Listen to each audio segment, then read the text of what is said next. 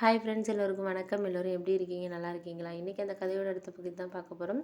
அதுக்கு முன்னாடி நீங்கள் செய்ய வேண்டிய விஷயம் என்ன அப்படின்னு கேட்டிங்கன்னா, மறக்காம நம்ம சேனலை சப்ஸ்கிரைப் பண்ணிக்கோங்க. கீழே இருக்க பெல் பட்டனையும் கிளிக் பண்ணுங்கள். அப்போ நான் போடுற வீடியோஸ் எல்லாமே உங்களுக்கு உடனுக்குடனே நோட்டிஃபிகேஷன்ஸில் வரும். ஸோ மறக்காமல் சேனலை சப்ஸ்கிரைப் பண்ணிவிட்டு வீடியோ பாருங்கள் ஃப்ரெண்ட்ஸ். வாங்க கதைக்குள்ளே போகலாம். அதுக்கப்புறம் நான் அம்மா சொன்னாங்க, இது மாதிரி உன் அத்தை பொண்ணையே கல்யாணம் பண்ணிக்கப்பா, அப்போ தான் நம்ம சொந்த பந்தம் ஒரு பிரிவு இல்லாமல் இருக்கும். நான் அப்படி தானே இருந்தேன், உங்கள் அப்பா கல்யாணம் பண்ணிக்கணும். இப்போ அப்பா போனதுக்கு அப்புறமும் நம்ம சொந்தக்காரங்க எல்லாம் வர்றாங்க போகிறவங்கன்னா எதுக்குன்னா, இந்த பழைய சொந்தம் நம்மளுக்கு இருக்கிறதுனால தான். அதனால நம்ம சொந்தம் விட்டு போகக்கூடாது. அதனால உன் அத்தை பொண்ணையே நீ கல்யாணம் பண்ணிக்கோ, உங்கள் அப்பாவோட ஆசையும் அதுதான் அப்படின்னு சொன்னாங்க. எனக்கும் அத்தை பொண்ணை கல்யாணம் பண்ணிக்கிறதுல விருப்பம் தான். ஏன்னா எனக்கும் பிடிக்கும். ஆனால் நம்ம நமக்கு பிடிக்குங்கிறத காட்டியும் அவங்களுக்கு நம்மளை பிடிக்குமா அப்படின்னு சொல்லிட்டு நம்மளுக்கு தெரியணும். அது தெரியாமல் நம்ம இது பண்ணணும். ஏன்னா நான் 12th படிச்சுட்டு ஒரு பிஸ்னஸ் நான் ஸ்டார்ட் பண்ணிவிட்டு அப்படி தான் என்னோடய லைஃப் போயிட்டு இருந்துச்சு. ஆனால் எங்கள் அத்தை பொண்ணு அப்படி கிடையாது. அவள் ஐடியில் ஒர்க் பண்ணுறா, நல்லா படிச்சுட்டு ஓரளவு நல்ல ஜாபில் மாதம் 50,000 சம்பாதிக்கிறா. நான் அதை விட அதிகமாக தான் சம்பாதிக்கிறேன் பிஸ்னஸில். இருந்தாலும் நான் படிக்கலை அப்படிங்கிறதுனால எனக்குள்ளே ஒரு விஷயம் என்ன தோணிட்டு இருந்துச்சுன்னா, நம்ம அம்மாலாம் சொல்கிறாங்க, இருந்தாலும் நம்ம அவங்க வீட்லேயும் நம்மளுக்கு பணம் இருக்குங்கிறதுனால வீடு எல்லாமே இருக்குது அப்படிங்கிறதுனால கல்யாணம் பண்ணி கொடுப்பாங்க, கையில் ஒரு தொழில் இருக்குன்னா.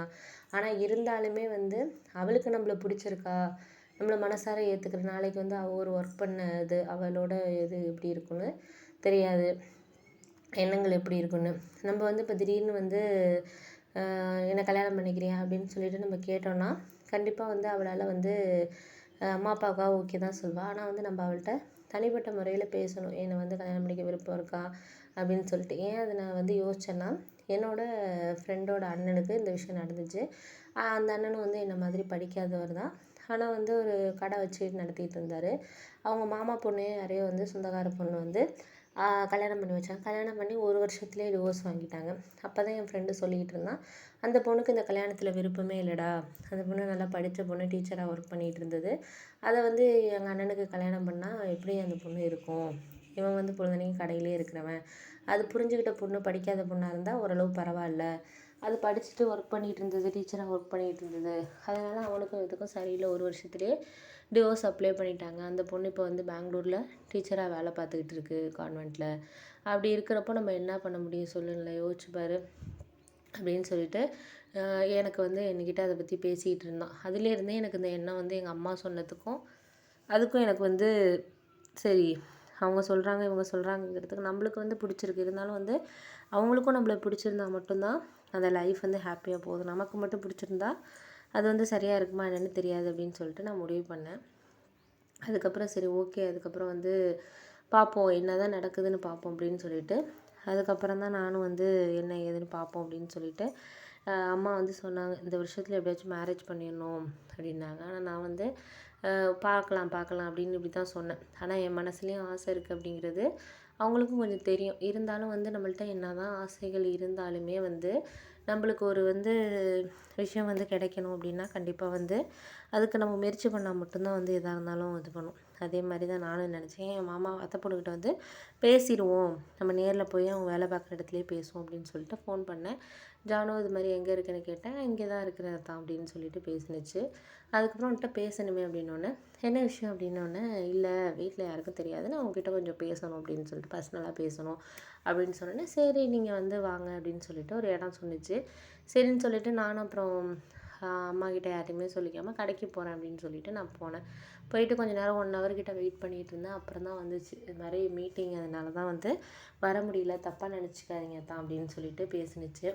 சரி சரி, என்ன விஷயமா என்னை பார்க்கணுன்னு நினச்சிங்க, என்ன ஏன் இதனால் அப்படின்ட்டு சொன்னிச்சு. இல்லை, ஒரு சின்ன விஷயந்தான், எனக்கு உனக்கு தெரியாத விஷயம்னு கிடையாது. எனக்கு ஒரு சில விஷயங்களை நம்ம என்ன தான் இது பண்ணாலுமே நீ நம்ம வீட்டில் பேசிக்கிறது எல்லாம் உனக்கு தெரியுமா அப்படின்னு சொல்லிட்டு தயங்கினப்பில் தான் கேட்டேன். எந்த விஷயத்தை பற்றி கேட்குறீங்க, வீட்டில் நிறைய விஷயங்கள் பேசிக்கிறாங்க, எதை பற்றி கேட்குறீங்க அப்படின்னோடனே, இல்லை உனக்கு தெரியும்ல நினச்சேன் அப்படின்னோடனே, உனக்கு தெரியாதா எதுவும் அப்படின்னோடனே, எந்த விஷயத்தை பற்றி கேட்குறீங்க, அது மாதிரி கல்யாண விஷயத்தை பற்றி தானே மட்டும் கேட்குறீங்க அப்படின்னோடனே, நம்ம கல்யாணம் பண்ணிக்கணும். அம்மாவும் இதை பற்றி அப்பா எல்லோரும் பேசினாங்க, போன வாரம் கூட பேசிகிட்டு இருந்தாங்க, அவங்களுக்கு விருப்பம்தான் அப்படிங்கிற மாதிரி தான் சொன்னாங்க. அவங்களுக்கு விருப்பத்தை பற்றி நான் கேட்குறதுக்கு உங்ககிட்ட வரலண்ணா. அம்மாவும் என்கிட்ட இதை பற்றி தான் பேசினாங்க. அவங்களுக்கும் விருப்பம் இருக்குது, அம்மா அக்கா எல்லாருக்குமே. ஆனால் வந்து நான் கேட்க வந்தது உன்னோட விருப்பத்தை மட்டும்தான்.